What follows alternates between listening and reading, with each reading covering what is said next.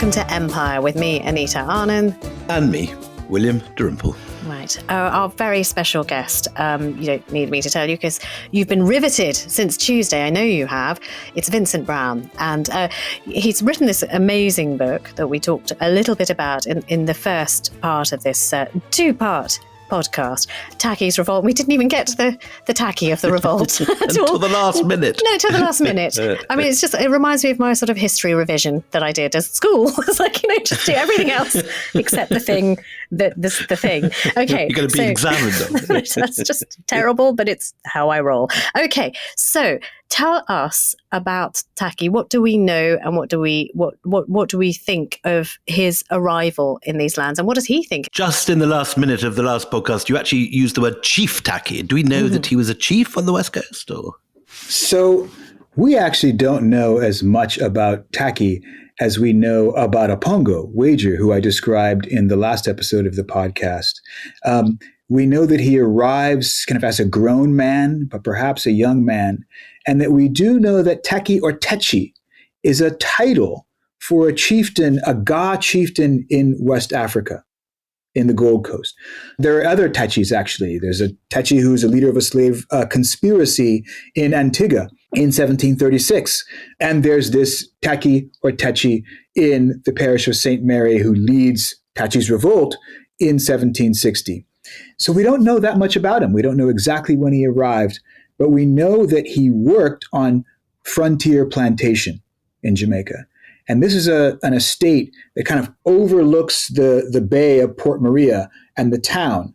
So it was kind of strategically located. From that place in the parish of St. Mary, he could survey the British positions. Do we know what he did when he first arrived?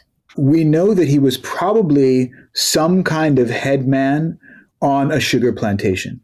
So that meant he was perhaps even a driver, as we know that Opongo, Wager, was a driver in Westmoreland. So what is a driver? Yes, because I think not everybody will know what that is. Yeah, certainly. So, I mean, in part because, these plantations were overwhelmingly populated by enslaved people, right?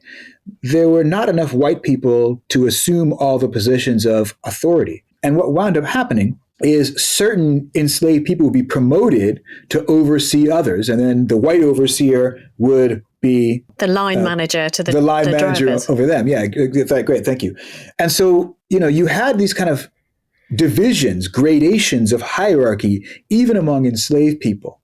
And what we think is that, people who may have had habits of command in West Africa, like Opongo or like Tacky, those would have been recognized, and those people would have been put into positions of authority over other enslaved people on Jamaican plantations. Does that mean they sort of have, the quite literal whip hand over their fellow countrymen? Would they have enforced the brutality on the plantations? They do.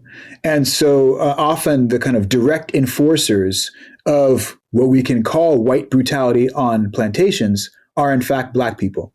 Mm. And the population is divided how on the plantations? Because again, when we look at representations, thanks to, Hollywood, again, it's predominantly women who are doing the cotton picking and the men are doing the sugarcane cutting. But that's Hollywood. What's reality? And what is the division of labor here among genders and ages? Yeah, in fact, the best research on sugar plantation labor shows that women were equally involved in the planting of sugarcane. But women were not as likely to be drivers. So those positions were largely reserved for men, although there were some women drivers, especially over what they called the second and third gangs, the lesser gangs that often included children and more women. Sometimes women would be drivers over those gangs, and they were involved in, say, kind of cleaning up the cane trash and clearing up after the hardest labor had been happening. But those main gangs, the people who were digging the holes for sugarcane, the people who were chopping the sugarcane, even though many of those people would have been women, the drivers, like Tacky or like Opongo, were much more likely to be men. And if you're there breaking your back all day in the heat and the humidity, and you see somebody who's got the same colour skin as you on a horse with a whip, I'm sort of thinking that they're in danger, because I know I'd probably want to knock him off his horse and do some great damage to him. Yeah. What was the driver's life like? How much danger were they in? The thing is the driver was in some ways an expression of the authority of the planter, the plantation manager, or of the owner. And so they were given special concessions and favors, a bit better house, a bit more food, better clothing, some more range of movement, autonomy. And then, of course, there's just the simple fact of being granted a kind of authority over other people that would enhance someone's sense of self, right? So that's what they gained from the deal. Now, that also meant that, people didn't like them, would protest them. They had to negotiate among the enslaved to maintain their authority. So, right, their authority was derived from the slave planters. At the same time, there's a politics involved in not provoking a rebellion, right, as a driver. Now, I think one of the things you mentioned was that, these people may have all had black skin. And that's where one has to take politics among black people seriously. Remember that, like, blackness, color was not the only axis of identification. Yeah. What is it? I mean, are these from very varied catchments? I mean, are they speaking the same languages? Where are they brought from? Well, that's exactly right. So you have people coming from Africa from a wide swath of territory, from the Senegal River all the way down to the Zaire River, and then even around as far as Madagascar. So they speak different languages. They worship different deities. They're from different polities. They recognize different kinds of political authority. Okay. Is there any attempt at this stage to convert them to Christianity, or is it an entirely non-Christian world within the slave community? So among the enslaved, it's mostly a non-Christian world.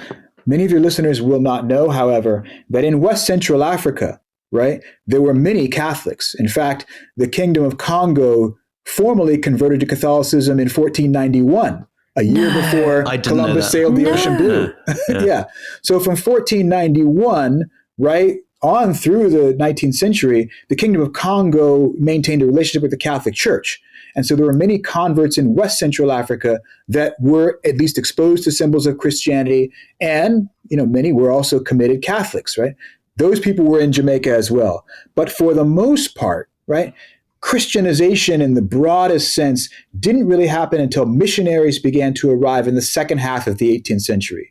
Same time as in India, exactly the same time. Especially, the Protestants really don't kind of get their act together and their missions to, the heathens, as they called them, until the later 18th century. So first we have the Moravians among the Protestants, and then the Methodists and the Baptists. The Anglicans never really kind of, pay that much attention. And what sort of spiritual life would you have had on a plantation? Are the shamans? What forms of spiritual life are brought from the non-Christian African religions? Well, this is a kind of really fascinating and for me kind of perennially difficult question to just examine the contours of African and Black spirituality before Christianization. And kind of what we do know is that, there are people who are coming from various parts of West Africa trying to recognize what's similar and trying to think about how they can together come up with new ritual traditions to do the kinds of things that, spiritual life must do. Maintain relations between the living and the dead, right? Maintain relations between the material and the supernatural world. Create fellowship among communities that is about kind of harnessing spiritual forces for the social good. And those things are going to be drawn heavily from African ways of knowing the afterlife, African ways of knowing spirits and deities, but they're going to be remixed and reformulated in the Americas. You put a man like Tacky on a horse and you give Tacky a whip. You are also running the risk of giving him authority to turn against you, I'm thinking. I mean, this is, so, you put somebody like that as a driver, they are able to range across great swathes of the plantation and the county. At what point do we even know when Tacky decides, actually, I'm not on your side anymore, I'm on their side? What happens? We don't know exactly, but you were exactly right to point out that it's not really a contradiction, but it is a risk, which is that if you grant someone authority, they may not use that authority on your behalf, right? They may at some point decide that there's a better route toward maintaining their own authority, toward fulfilling their own goals, working against you. And that certainly we know what happens with Wager, Apongo, that sometime after it's clear that he's not going to be redeemed and sent back to Africa, he begins to plan, his part in this, what's going to be the largest slave revolt in the 18th century British Empire. We don't know exactly when Tacky decides this. What we do know is somewhere on the night of April 7th, he goes to Trinity Plantation and organizes this conspiracy. And early on the morning of April 8th, they attack Fort Haldane, which is the British fort at Port Maria. They overwhelm a very lightly defended fort. With what? With their hands? With machetes from the field? With what? How do they do it? How do they overpower? With machetes. A few of them may have had guns that they had managed to convey from the plantations. But really, what we think is that they had machetes. They're able to overwhelm this lightly defended fort, and then they take the weapons from the fort. And that's when they begin to coalesce and begin marching up the parish, right? Attacking plantations and burning them as they go. How many at the beginning, and how quickly does it start growing in momentum with numbers? So our estimates are maybe about 100 people at the beginning, swelling to several hundred by the time the revolt kind of reaches its peak a couple of days later. So how many plantations do they overwhelm and liberate the slaves from? I don't have an exact number for you. It's in the book. But they attack 4 or 5 plantations all up along the main road of the parish. And that means they're going to have liberated, several hundred enslaved people. In the course of a single night or in a couple of days? In the course of about 36 hours. Wow. Really? Yeah.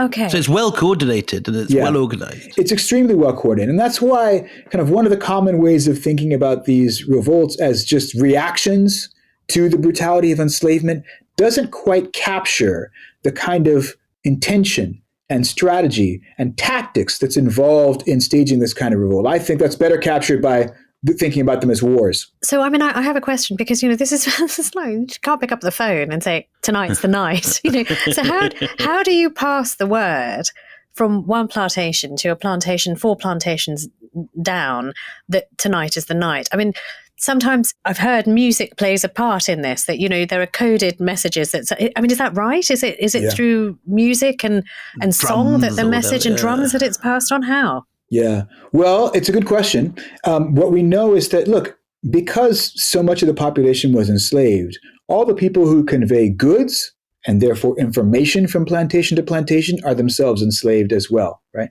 So the word is passed as people are going on about their daily chores. And they're remarking, they try to find either specific dates when they're going to be festivals. Of course, this happened on Easter, right? The Westmoreland Revolt happened on Whit Sunday on May 25th.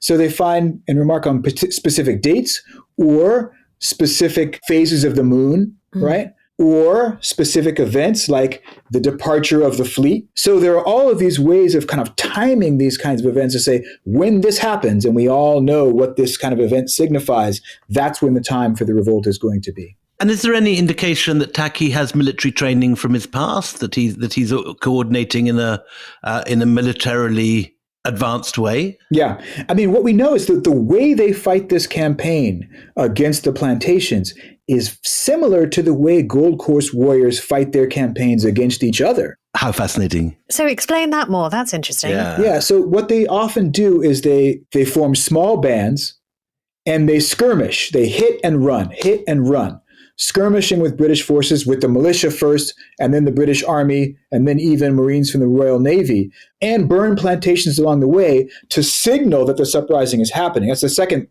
answer to your question, Anita, is there may be an initial moment, but then once the rebellion begins, it's the flames rising up from the plantations that signal that it's on. And everybody who's been alerted that this might happen, know that it is happening now.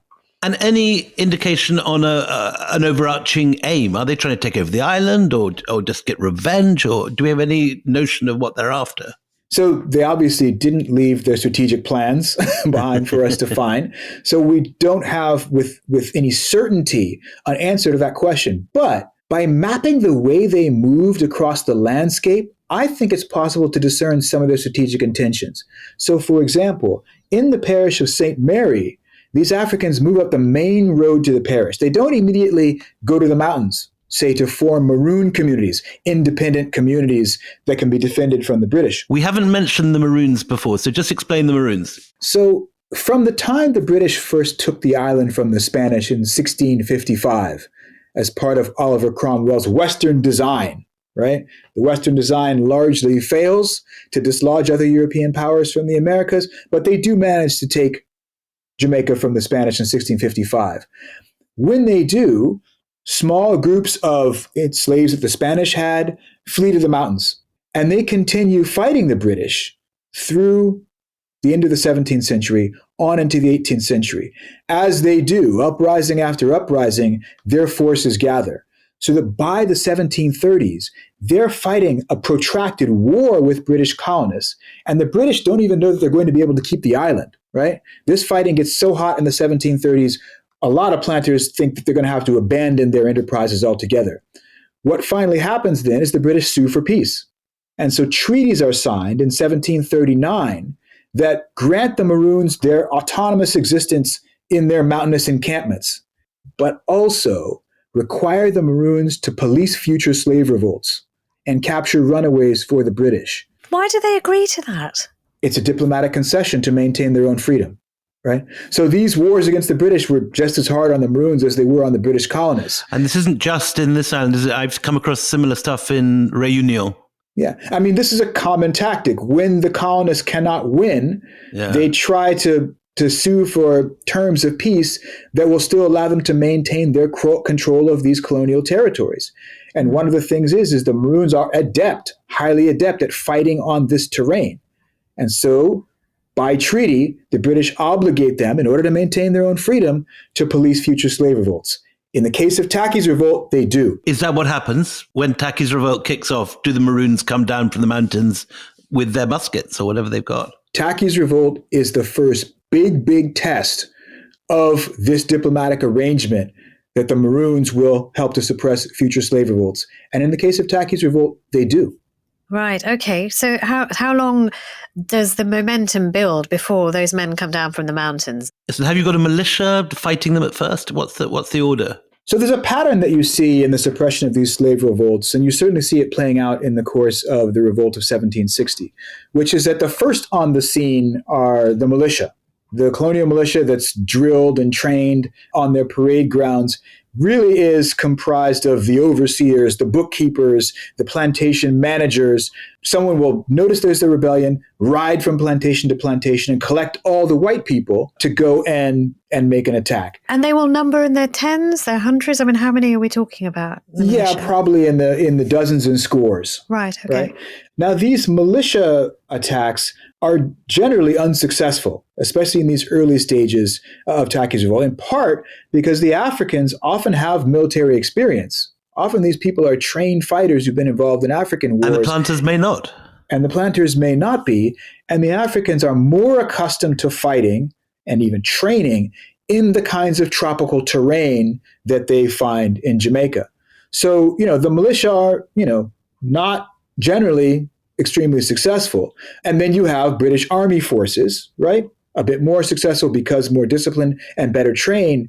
But the people who are really effective at fighting African rebellions are other Africans and the descendants of other Africans, the Maroons, who are obligated by treaty to help suppress these rebellions. Such a tragic bit of the narrative. Awful. Yeah. It's just awful. And they have the skill at fighting on this kind of rough, mountainous, and jungle terrain.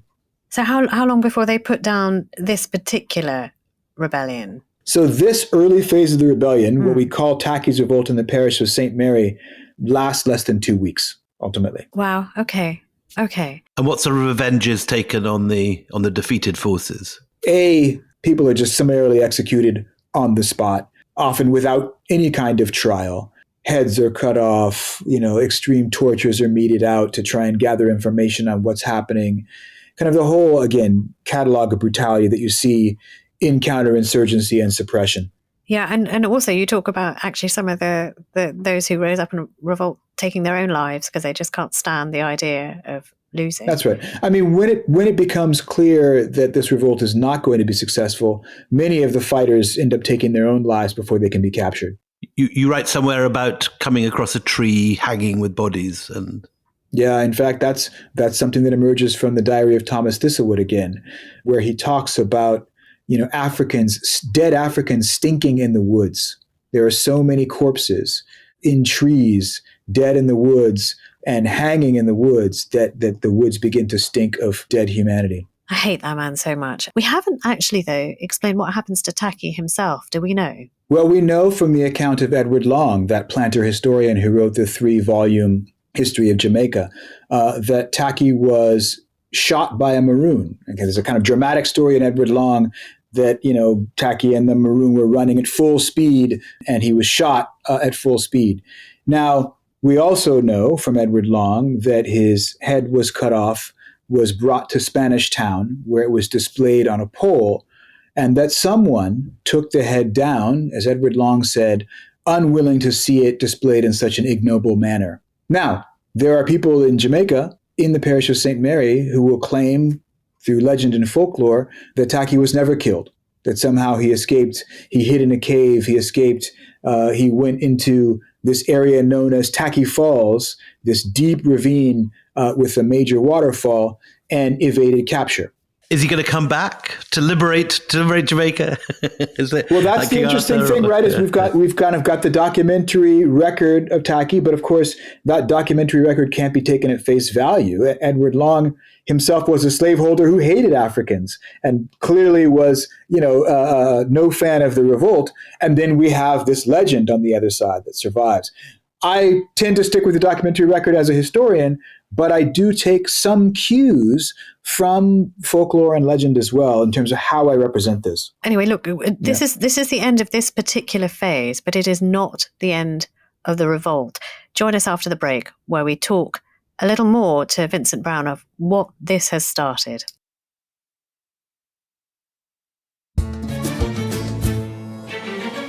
Welcome back. So the initial stages of Tacky's revolt, lasting only a few weeks, put down by fellow Africans, the Maroons who come down from the mountains, which is, completely heartbreaking, to be honest. Vincent, in your book, I was assuming in the course of this revolt that we're talking about men fighting and so on. But you say that 40% of the captives taken at the end of this revolt were female, and that they suffer very brutally at the end of this.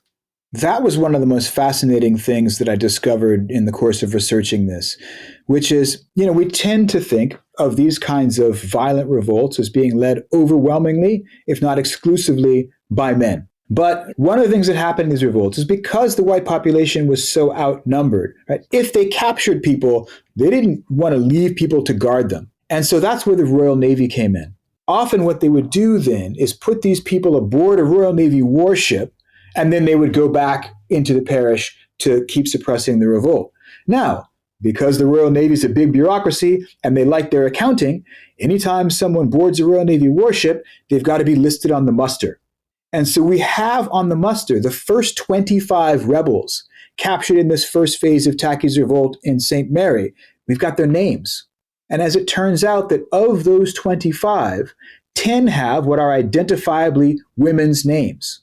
And that is 40% of those first rebels captured, which is about the percentage of women in the parish at the time. Gosh. So women are proportionally represented among the very first rebels captured. Now, we don't know exactly what they were doing in the course of this rebellion, exactly how and why they were captured, but I think it does compel us to ask some questions about that conventional assumption that women aren't involved in this kind of violent revolt. So, Tacky is no more. I mean, I like to think he's under the waterfall somewhere. He's there in the waterfall, definitely. There's no question. I shall cling to that. For the Hollywood version. Yeah, well, I mean, it's fine by me. He will come back to see the end of the Commonwealth. Absolutely. Listen, but what about the aftermath, and what does it spark? Because this must be absolutely terrifying to the British that, some jumped up little driver has managed to overturn the apple cart completely within, the space of 36 hours. How can this be? What is the reaction to that? And is it not just a beacon, like you described the plantations on fire being seen by others? Does that not inspire others to say, well, if he could do it, we could do this? That's exactly right. There is some question about whether or not Tacky's revolt inspired the others, or whether or not this was a very widely laid plan. And the St. Mary part of the revolt may have just happened too early, because in late May, on May 25th, on Whitsunday, There's another uprising in the parish of Westmoreland, this one led by Apongo, who we were talking about in the last episode of the podcast. And this is much more extensive and lasts much longer than Tacky's revolt in St. Mary. The planters, as they're kind of learning about what happened, seem to discern that the revolt was initially planned for Whitsunday, May 25th, but that the rebels in St. Mary's went off too early. That's fascinating. Now, we don't know if they were right or if the Whitsunday revolt was inspired by what happened in Tacky's revolt. What I think, though, is that this was a widely laid plan, and you can see that because so many of the other revolts kind of happened around the same time across different mountain ranges where they were simultaneous, indicating a previous network of information and news and planning that I think you could tell from just where things happen and when. And these people presumably haven't got calendars and clocks, and they're not working on. Well, I mean, they've got the moon, right, which is a calendar. So people are gauging time in ways that we don't anymore. But yes, they don't have the internet, that's for sure. So what happens with Apongo? How many rise up with him, and what is the result? So what we know is that this revolt actually kind of starts in the parish of Westmoreland, where Arthur Forrest, that Royal Navy ship captain, had his own Jamaican sugar plantation. And that revolt spreads very rapidly through Westmoreland. The white population essentially evacuates the parish, goes down to the main town of Savannah-la-Mar, and many of them board Royal Navy warships and wade off the coast, while the militia, then the British Army, then Marines from the Royal Navy go in up into the hills to suppress the revolt. The Royal Navy and the Marines are present, or they've been summoned from elsewhere? Present. I mean, let's remember that, Jamaica was one of the principal Royal Naval stations in the Americas. And so some are present. This is a time of war, so there are more warships present than there might normally be, and Marines alongside those warships. So there are, the Navy is pretty ready to deploy very rapidly. And you talk about a rebels barricade being erected by Apongo and his people. The rebels barricade is fascinating because, as I was looking at this parish landscape, trying to map out how the rebellion happened, I managed to find a map that was produced, made from surveys that were taken in the late 1750s through the early 1760s, and it was finally put together in 1763 for the governor who suppressed the revolt. And that map lists a rebels barricade in the parish of Westmoreland, right? It's right there on the map. It's not on any previous maps. It's not on any later maps. Because these surveys happened through the time of the revolt, the rebels barricade is listed there. And that is where the rebels, after burning many of the plantations in Westmoreland Parish, did go up into the mountains and form a rebel encampment. You can see from where they formed this encampment that they were trying to defend themselves, both from the planters in the plains and also from the Maroons in the mountains. And what it looks like is they wanted to establish their own Maroon community that could be defensible from both the Maroons who had signed the treaties and from the planters who hoped to suppress them. Which makes perfect sense. You can't get off the island, so you go up to the mountains. Yeah, because you're safer and out of reach, and you can broker deals there. And is it a guerrilla war? I mean, you getting the impression that these guys are disappearing into the jungle and coming out again and striking in that West African war model?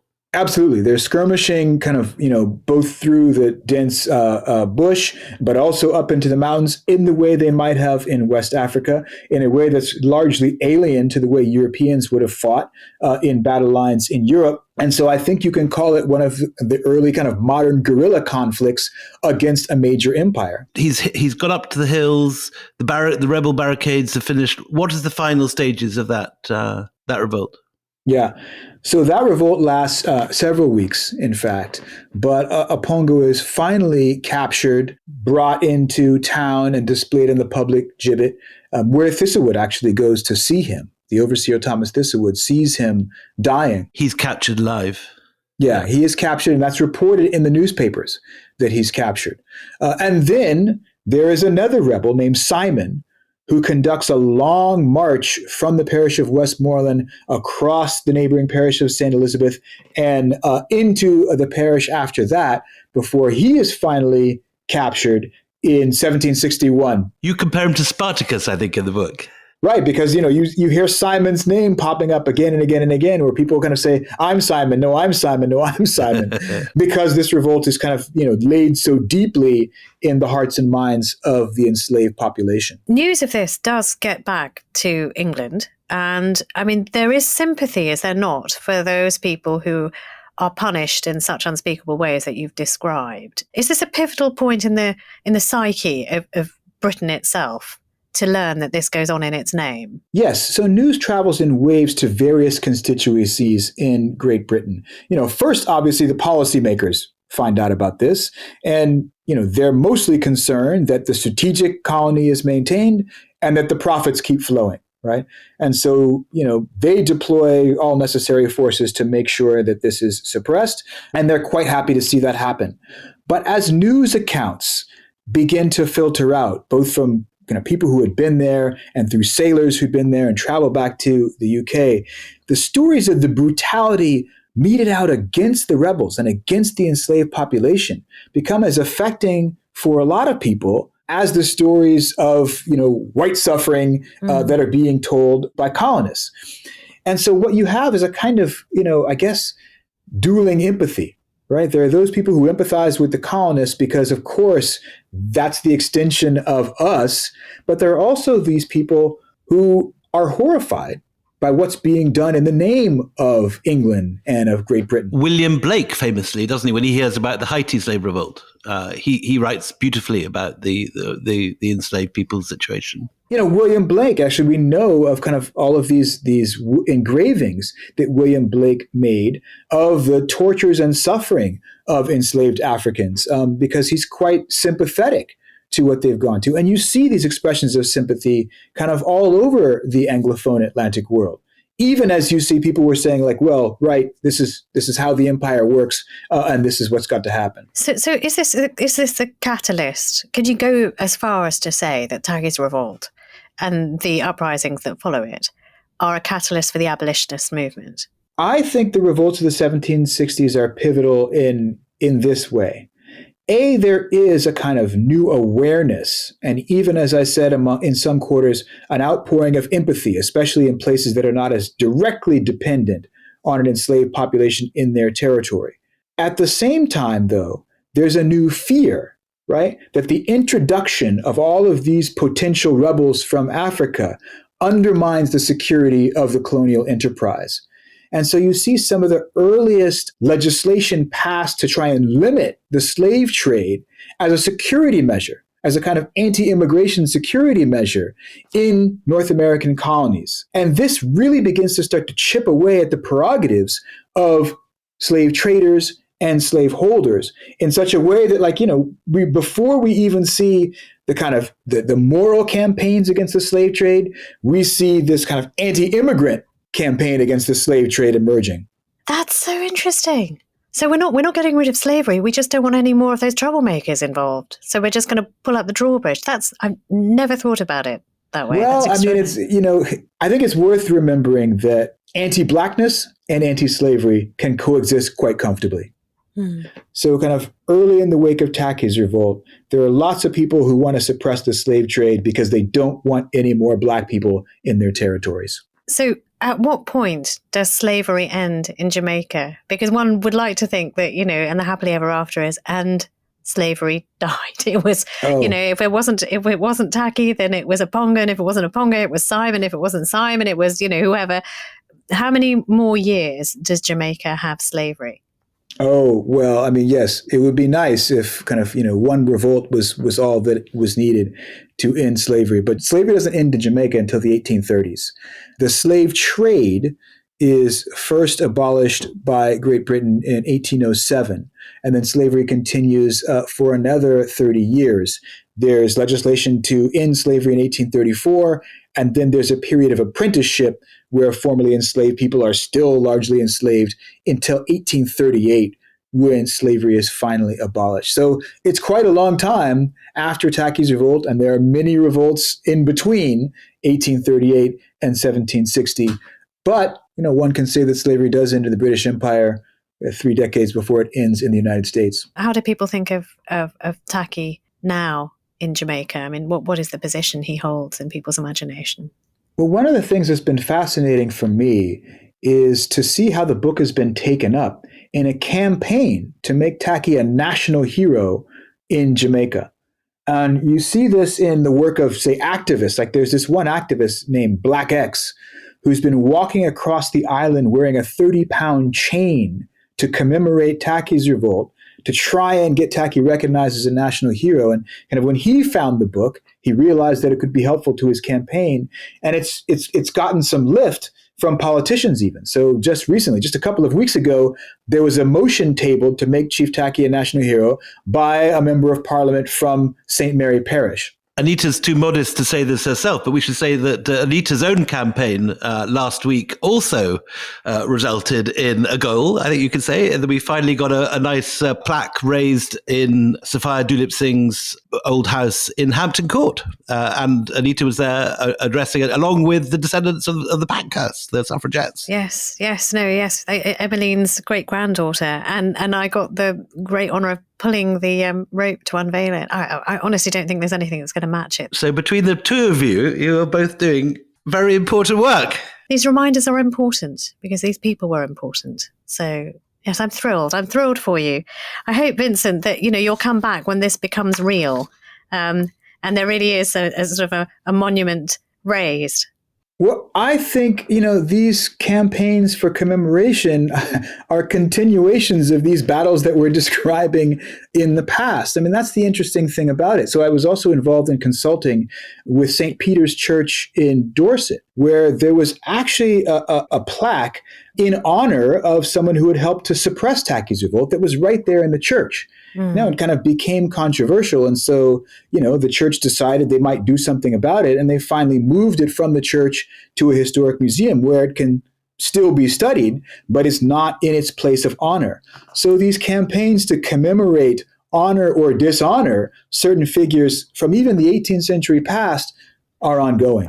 Well, finally, I mean, just on that, because the thing in the church was removed. Is that the way you feel the world should treat these monuments, these statues, these commemorations of people who were involved in slavery? And we had very famously Coulson pulled down in Bristol and thrown into the bay. And some people think that that's a dreadful thing to do because it erases the history. It's better to put a plaque next to it to explain. I mean, what would you prefer, if you like? Yeah. So let me start by saying I have no argument with the activists who tore down Colston's statue and threw it into the river. So I'm not mad at those people for doing that. But as a historian, yes, I would prefer that we continue to view and study and think about these historical artifacts because that is our past. And it is the evidence of the past. And it's the evidence of our past. We don't have to have them maintained in places of honor. But in fact, I think we commemorate the past, especially the darker aspects of our past, as a warning, right? About what humanity is capable of and what we should avoid in the future. And I don't want to remove or erase those warnings from our landscape.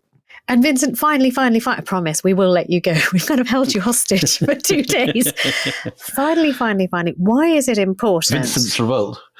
Why is it important to talk about empire? Why do you toil in this field? Well, I could ask you both the same question, but my answer is this. I don't think most people understand how intertwined human history is. We tend to think of our history in national terms, right?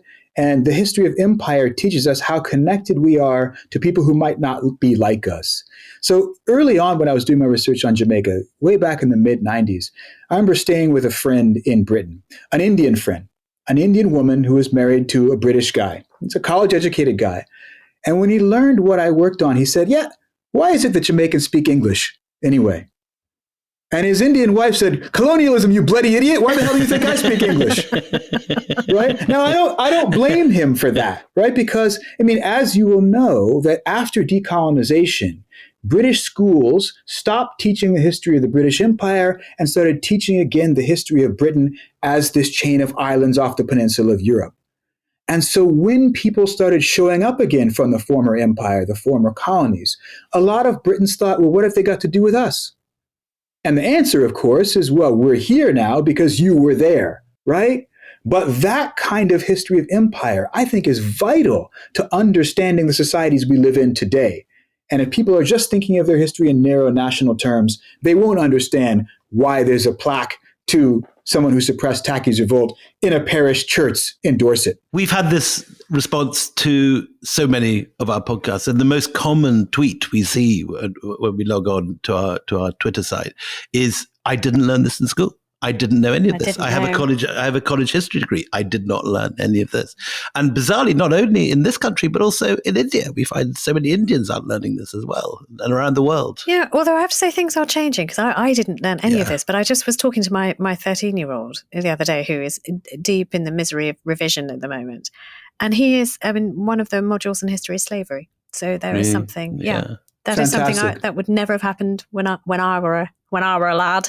But, he is doing it. So, and the work continues, and I honor you guys for doing this work. We should just conclude by saying that if you're going to buy one book this month, you need to go out and get Tacky's Revolt, the story of an Atlantic slave war by Vincent Brown. Vincent and I were both up for a prize, the Cundall Hill for History, which neither of us got. But I'm glad to see that you got not one, but 5 other prizes on the back of your paperback. The Anisfield Wolf Book Award, the James A. Rawnsley Prize, the Oscar Kensher Prize, the Phyllis Wheatley Book Award, and the Elsa Guevara Book Prize. So many congratulations. Now, you've won lots too. Don't you worry your pretty little head about it. You've got lots too. Vincent, it's been an absolute delight to have you. Thank you so much for your time, for your candor, for your wisdom. It's been marvelous. Oh, it's been an honor. It's been an honor and a pleasure. Thank you so much for having me. You were just wonderful, Vincent. Thank you so much for coming on. It was just amazing. That is all that we have time for on Empire. Do join us again next week. And until then, it's goodbye from me, Anita Anand. And me, William Davenport.